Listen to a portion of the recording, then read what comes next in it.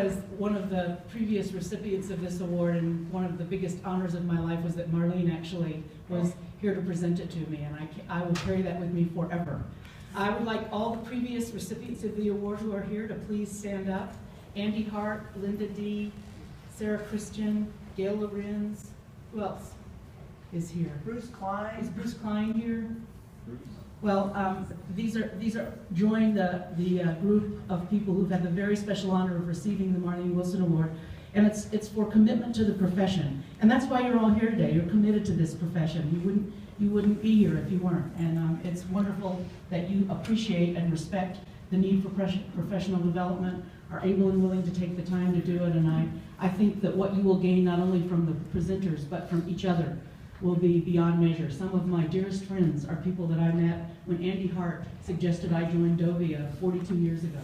I will never forget that, and I will always appreciate Dovia and what it did for me, both in terms of professional and personal relationships.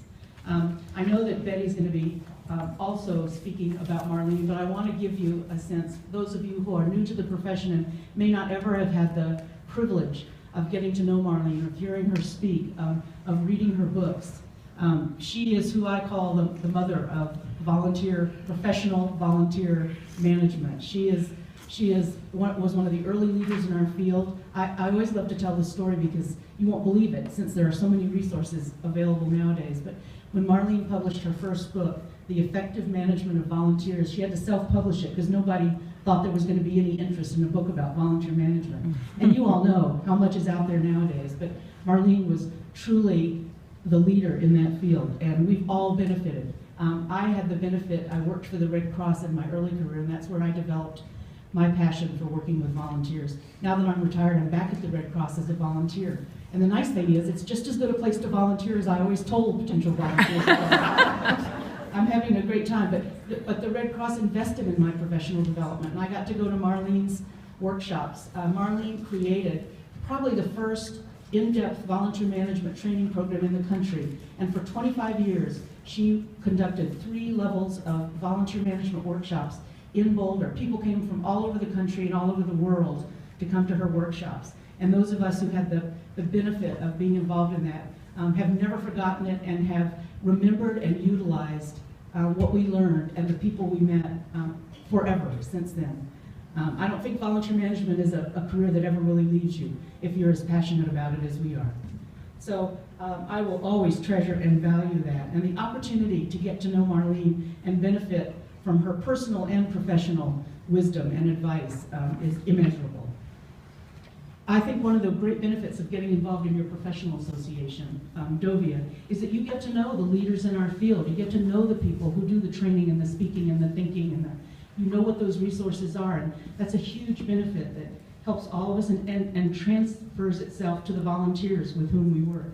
So we are incredibly lucky to have her with us today, and while you're going to get to hear a little bit from her, so I think that's even more wonderful because she's always for me been one of the most inspiring speakers I could hear. We will all always be indebted to her.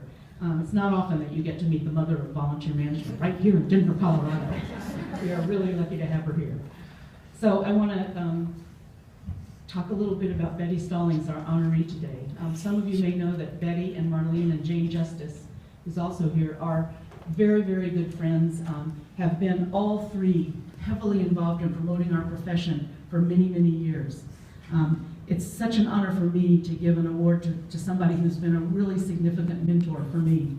No matter what I say, it'll never be enough, Betty, for what you've done for me and for everybody in the profession. She had a 14-year career as a volunteer center director in Pleasanton, California, and while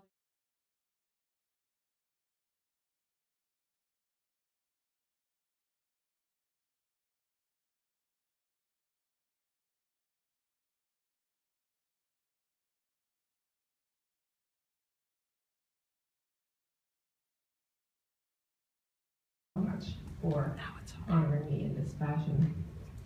And nothing could be absolutely more wonderful to me to get the Marlene Wilson Award, which is named for the woman who really led the path for me to get into this profession, who has supported me for, wow, how many years, Marlene? 40, 50, 60, whatever. Oh, soon we'll be giving out our ages, but anyway, and just has become an intimate and wonderful friend, not just a colleague, but an incredible friend. So it's just so special to have her here today. And I probably worked as hard to get her here today as almost anything I've ever done. So I'm just so thrilled because it just sort of happened last week that you said she would come. So very meaningful to me. And for those of you who have not had a chance to meet her, you have met her through us.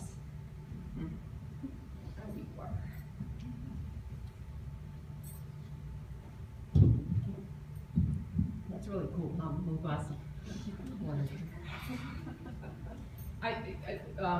You've heard what Marlene did in terms of starting being the first executive director of the Boulder Volunteer Center, and then went on to be the mother of the field. And so we know that, but I think for so many of us, she was so much more than that. Many of us basically stood at her feet and then rode on her shoulders. She's just been an incredible strength for all of us, and I think we all want to thank her today for that special gift that she's given all of us, that basically we've been able to transfer to everybody that we talk to in this field. So thank you for that.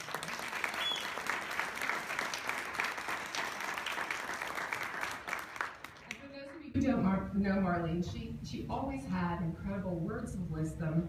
She had the best stories. And she also had phenomenal quotes that were just at the right moment. And for those of us, and it's been years since we've heard them, they still live inside of us and teach us things that have helped us along this path. So, amazing woman, amazing woman. One of the things that Marlene taught us all was to think about what our life mission is, what our mission is in this field. And so I remember sitting in a workshop, actually it was one of the last workshops she did, Mark, and asked us to think about what our mission was in life and what our mission was in this field. And I remember sitting and writing that day that my mission was to inspire and to empower people to effectively and creatively attract and engage resources, both people and finances, to causes we all care deeply about. And so it's been interesting in this whole process of stepping back from the field and thinking of that big mission that I set out for myself and that you all set out for yours. Volunteer management, that's really interesting.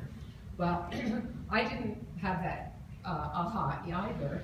Actually, I entered the field because probably of two experiences that I had as a volunteer back in the 70s, and they weren't good experiences.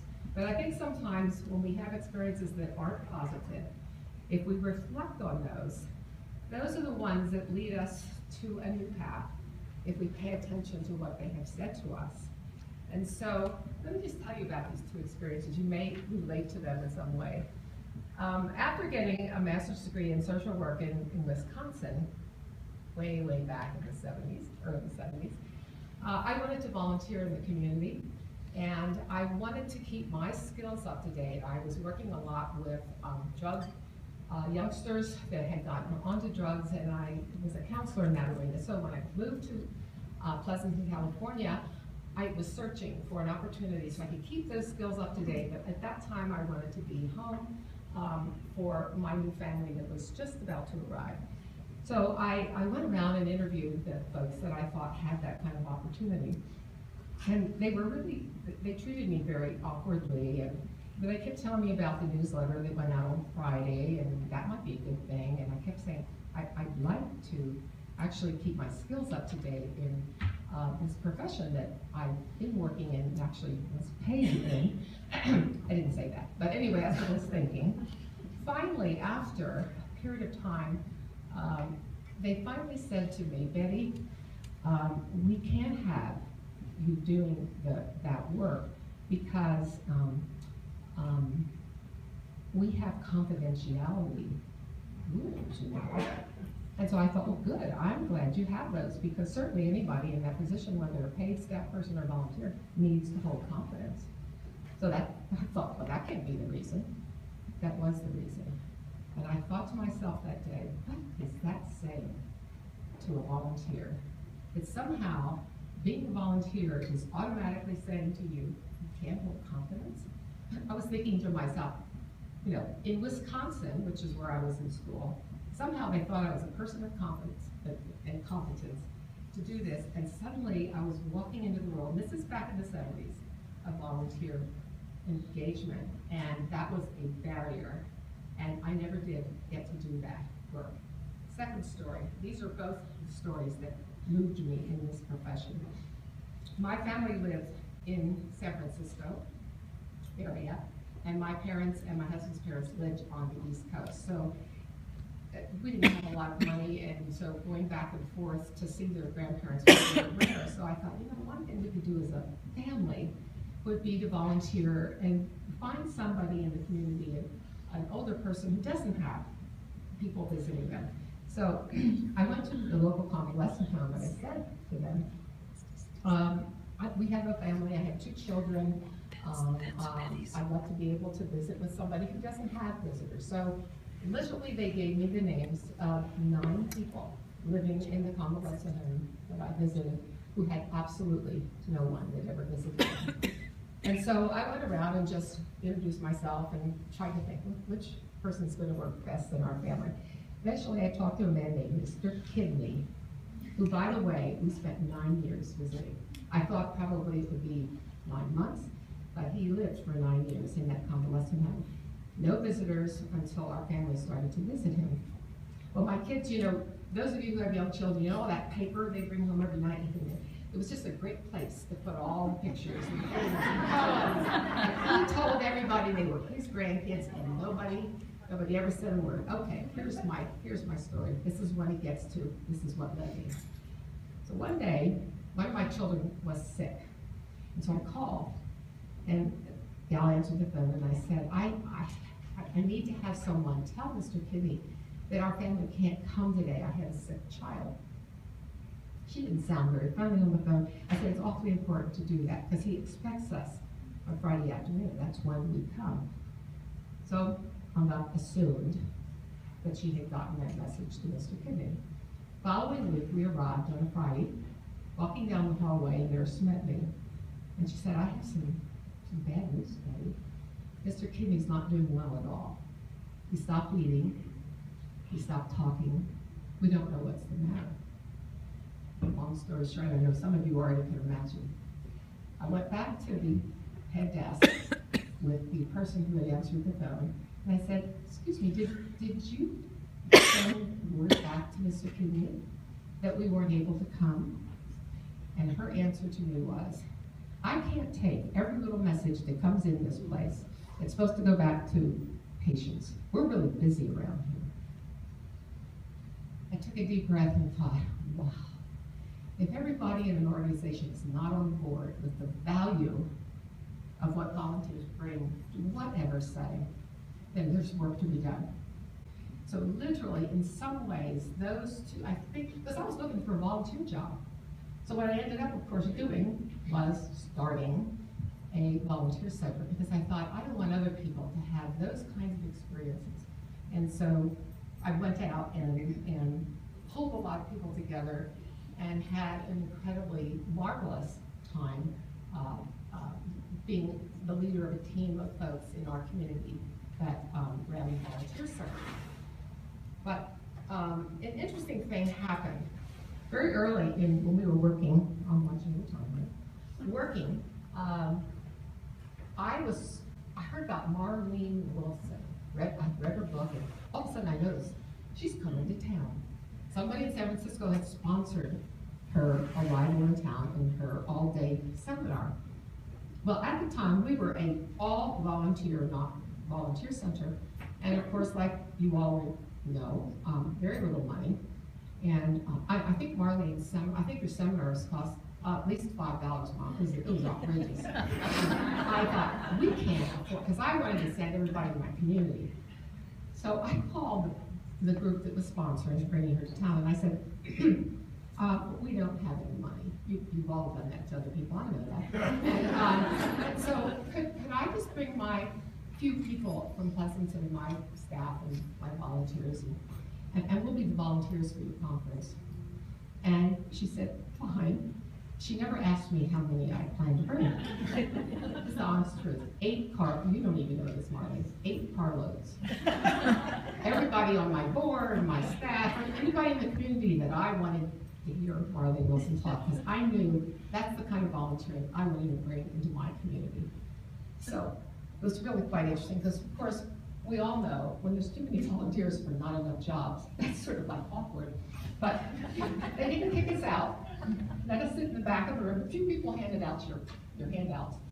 That was sort of it. We got in for free. And the amazing thing that happened was I very carefully selected people to come to that seminar. Our community, after that seminar, changed how we engaged volunteers. It was that powerful. 8 carloads of people went to pay us cent. And it was an amazing experience for us. So very soon in my work with at the Volunteer Center, we created a corporate volunteer council. This is back in the early 80s. And part of our discussion at the corporate council was, you know, the skills it takes to work with volunteers are very similar to the skills it takes in our corporate world as we work with each other. Why don't we bring Marlene out and have a joint session, corporations and nonprofit folks together? Well, I don't know if you remember this, Marlene, but there were 350 people. This is Pleasanton, California. This is a tiny place. We had 350 people in the audience. The corporate folks paid for everything. I think you were charging an outrageous fee then. I think it was $200 or something, plus expenses. So corporations picked that up, sat together, and had this incredible experience of talking about sense of delegation. That's just not for those of us in this group. It's for everybody to do well. So everybody got a lot out of this. Then Marlene said to me one day, Betty, you are the only person in this country that makes money when I come to town. Bringing Marlene, she's not, probably hasn't heard some of these stories. When we brought Marlene to town 2 or 3 times a year, we made enough money to hire someone to develop our management program in the community, because the corporations were so generous and so excited when she was able to be there. Well, we went on to have a lot of trainings in the community, a lot of wonderful experiences. The last time that Marlene came, we had dinner together. She remembers that. And I'll never forget, Marlene said to me, I think it's time, Betty. You've been here for 14 years. You've learned what it's like to start with nothing, develop a vision, engage people, and we had a pretty successful operation in terms of what we were able to accomplish in the community. So she, in a sense, invited me to think about going a little further, geographically. And so, although it wasn't a strategic plan I had or anything else, it was more of a calling. It said, it's okay. I loved where I was. I could have stayed there for the rest of my life. But with her invitation, I thought, okay, I'll do this. Now, funny little story. My husband, who was trying to figure out what is it that you're planning to do. Of course, I had no idea, but I said to my husband, well, I had this invitation to go to Toronto to speak at a conference there. And he said, how about I join you? I thought, well, that's fine, that'd be fun. Then you can, of course, see how it is and everything. This is an honest to goodness story. Some of you may have heard it. Anyway, we get to Toronto, into the room. There was this gorgeous basket, goodies, food, flowers. And I looked at my husband and I said, look at this. I said, look at what people have done for us. This is amazing.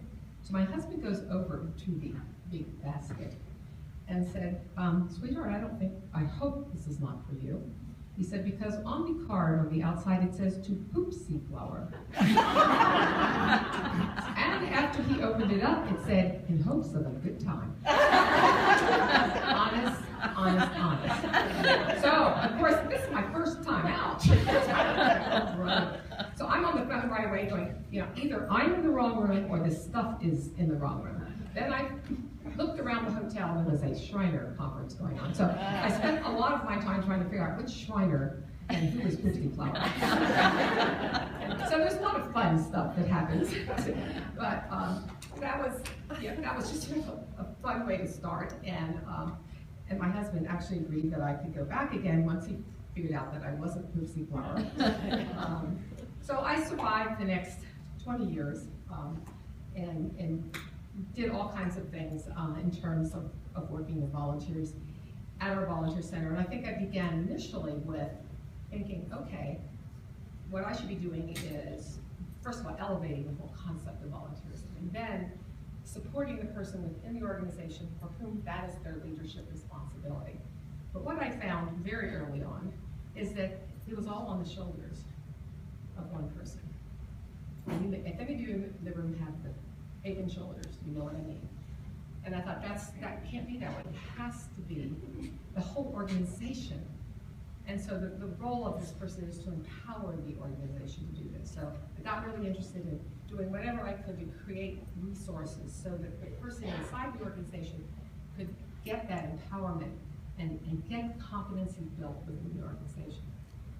Well, did a lot of training with staff around the country and blah, blah, blah, and then all of a sudden, again, like lightning bolt. This is not going to work. It was working better until, however, we have the administration and executive level on board with us, really on board with us. So that's when I became very interested in reaching out to that level, and not with my finger pointing saying, why aren't you doing this, but what can I do to help you understand this and support you in the role we need you to be playing.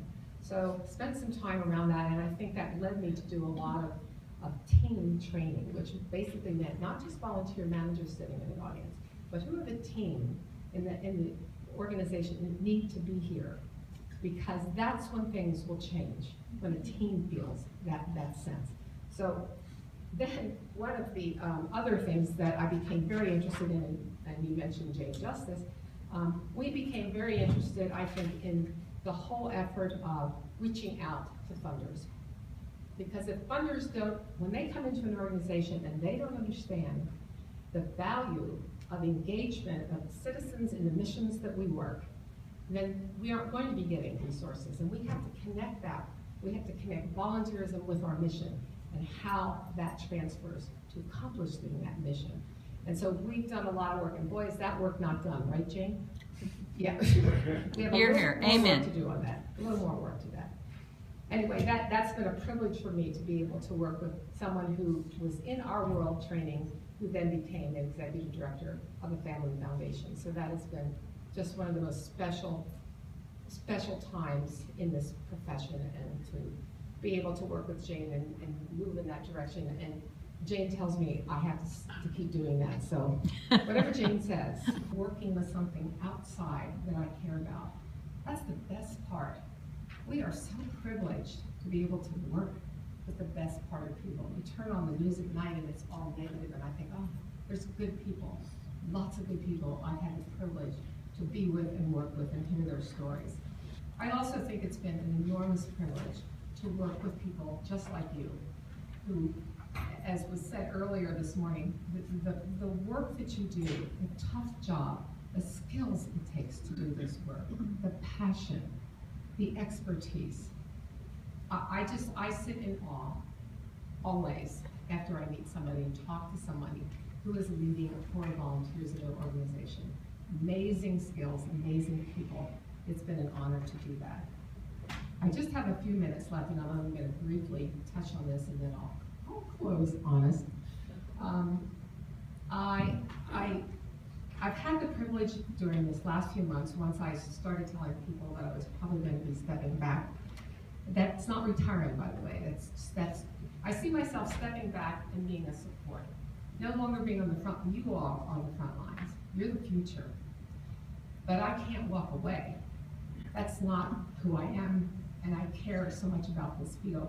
But I will be stepping back. So a lot of what I've done in the conferences that I've done over the last few months is to talk about the profession, where it is, where I see it heading, what things we need to do, what are our strengths, lots of things like that, and getting engagement with people in that topic. And just one of the things that seemed to work magic in a few of the conferences I did in Minnesota and Washington and a few other places was I said, we have to stop making statements. We aren't recognized well in our organization. We don't have support.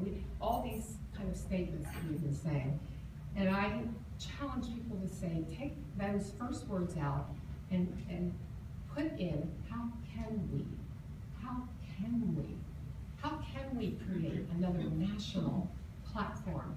For those of you who are leaders or going to be the thought leaders of the future, we need to have national platform for that, and we need to work with that, not just complain that nobody's inviting us to be there. There's a lot. How do we, rather than complain about staff, we have to say, how can we? I have total faith. The good part of what I see in this profession is you. I see talent, I see passion, I see energy. And I think we can do, if we start with, how can we start doing some of these things?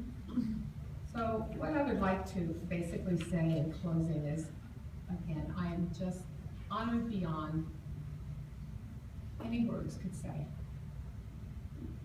to get this award.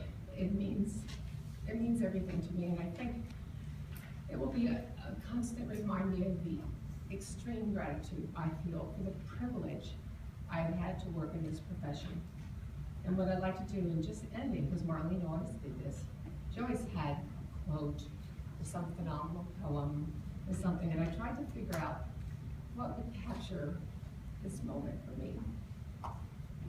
And many of you have heard this from George Bernard Shaw. I am of the opinion that my life belongs to the community, and as long as I live, it is my privilege to do whatever I can. I want to be thoroughly used up when I die, for the harder I work, the more I live. I rejoice now in life for its own sake. Life is no brief candle for me. It's sort of a splendid torch, which I have had the privilege to have a hold of for a moment. And I hope deeply that I've made it burn brightly, so possible, so before I hand it on to those of you in the future generations who will take this profession to the future. Thank you so much.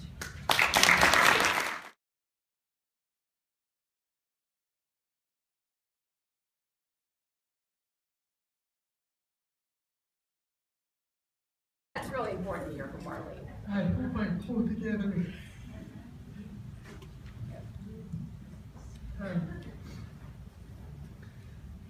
Those of you who do know me probably can't believe I'll do a few words.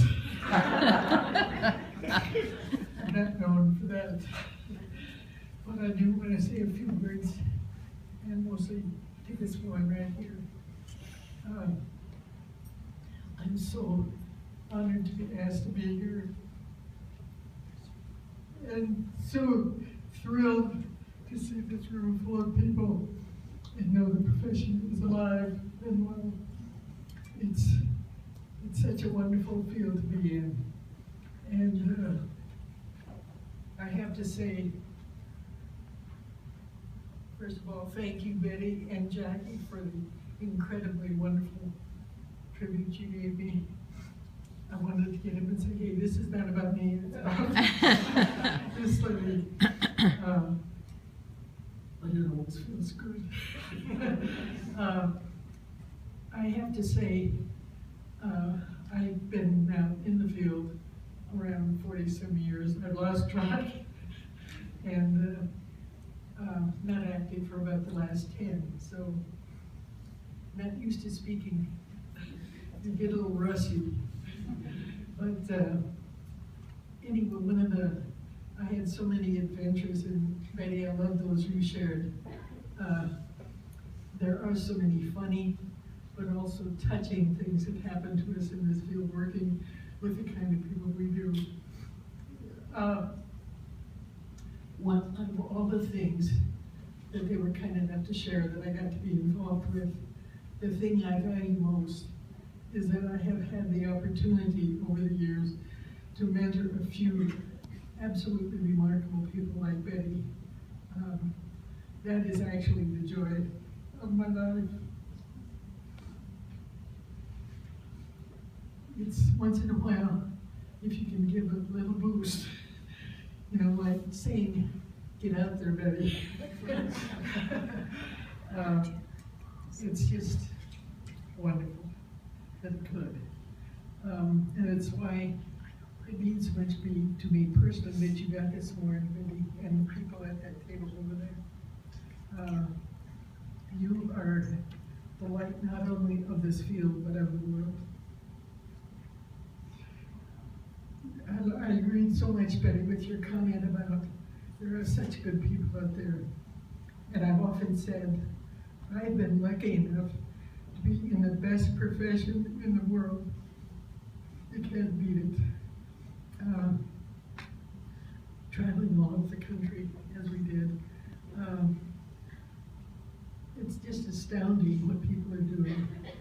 And I just have always felt sad that more people didn't know. I think we ought to have one television station that did nothing but talk about what people do. I mean, it would be so refreshing with all the other junk we have to hear. It's one of those things that, as both Jackie and Betty were so kind in talking about the award and so forth, I wanted to just share with you what I hope the award has meant to those who got it before and to you, Betty. First of all, I think it means excellence. Excellence in whatever we do. I remember when we first started calling this a profession, believe it or not, at one point in Washington in the labor department, we were listed as clerical. Pat Naylor changed that. So we weren't even considered more than clerical. But I know when I would have people challenge my calling this a profession, or were we really a profession? I said, if we act professional, we're professional. But don't expect to be called that if anything goes, because that was also the day of the hippies. It was not unusual to show up at a conference with people sort of sitting on the floor and well, all kinds of stuff. Don't go there, Mom. I won't. But excellence, being the best that we can be individually and personally in whatever we do. There's not such a thing as it's okay. I mean, so what? This is just a small group, or it's only one person. Excellence, both in our professional and our personal life, being the best that we're able to be. Another thing is commitment, really committed to the field. And Betty is so committed. It means giving your whole self. I mean, you're in all the way. You don't just put a toe in or get your feet wet. It's a profession that requires all you are and all you have to give. And again, I think it's both professionally and personally. I think also the commitment never ends, as Betty said. Although I can't be actively involved anymore, my commitment is still there in my prayers and my hopes, my dreams. Another thing that I think is so important is innovation and creativity. As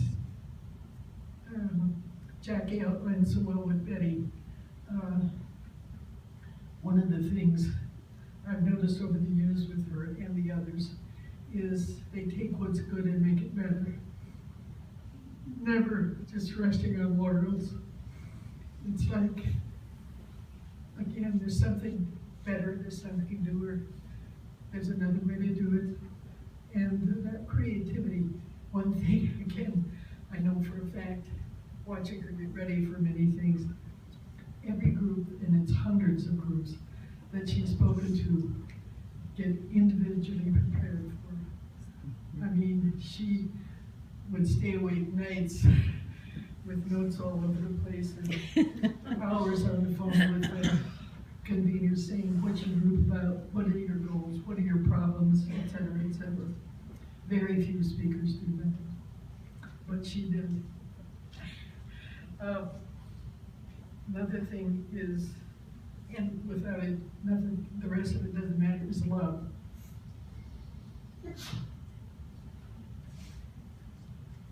Excuse me.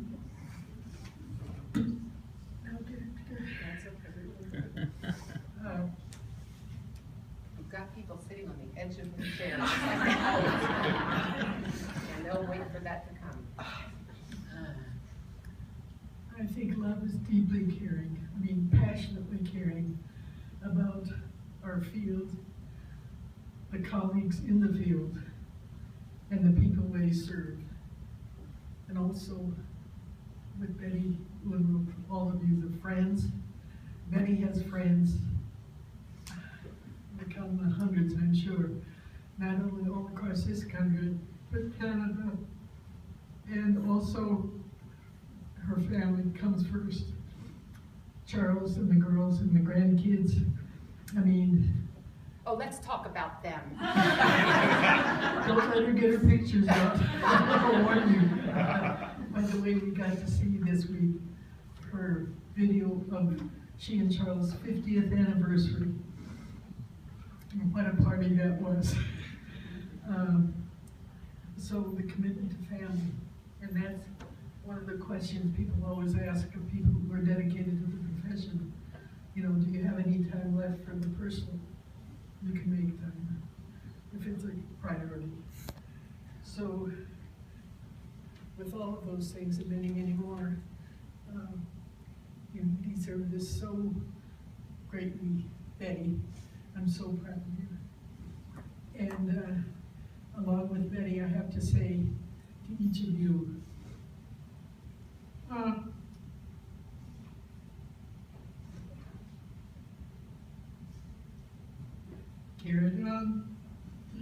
carry it on, pay it forward, folks. It's up to you. You and many like you across the country.